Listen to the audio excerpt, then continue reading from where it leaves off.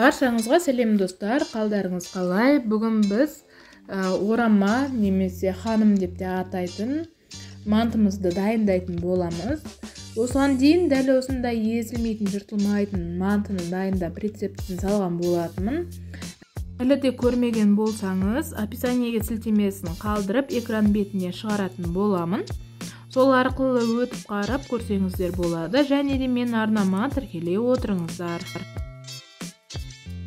Орама мантымызды дайындау үшін ең алдымен қамырын елеп аламыз. Қамырына ұн, бір жұмыртқа және тұзды су қажет.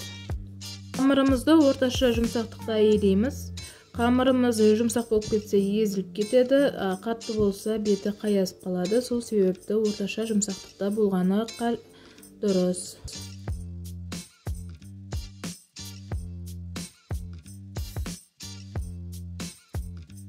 Әр қаратта мантымыздың салмасын дайындаймыз. Ол үшін фарш, құйрық май, пияз және картошка қажет. Барлығын майдалап, ұсақтап турап аламыз. Туралған салманың үстіне қара бұрышымызды, қызыл бұрышымызды және тұзымызды салып араластырамыз.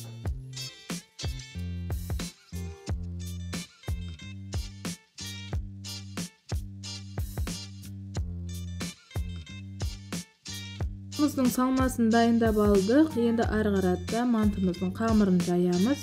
Мен үлкендеу бір зуаланы осындай кішірек 4 бөлікке бөлдім. Жайғанға да ыңғайлы және бір табағы осы біреуі ғана кететін болғандықтан мен осылайынан бөліп істейтін боламын. Қамырымызды осылайынан жұқа етіп жайып алып, үстінен сұйық майын құйып, барлық жеріне жағып шығамыз сұйық майды.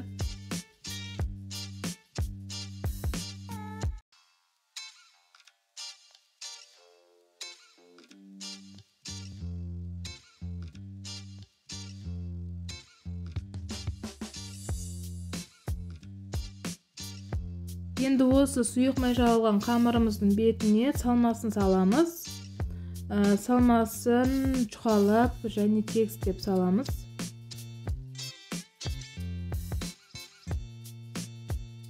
Салмасы салынған қамырымызды бір-біріне беттестіріп ораймыз.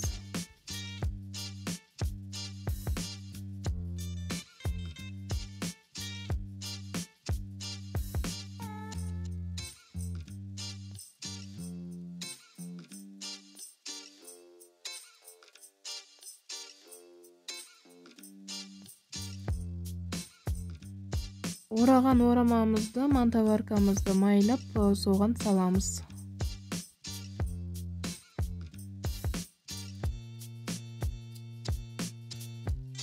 Мантаваркамыздың суы қайнағанға дейін біз ораманың бетіне сұйық май жағып шығамыз. Сұйық майды жағу себебіміз орамамыздың беті қаясып қалмас үшін жағамыз. Тамағымызды 45 немесе 1 сағатқа жоғарғы отта пісіріп аламыз. Біздің осымен тамағымыз дайын. Сіздер де жасап көріңіздер. Өте дәмді болып шығады. Сіздермен болған мен Гаухар. Арнама тіркеліп, лайк басып, комментарий қалдыра отырыңыздар.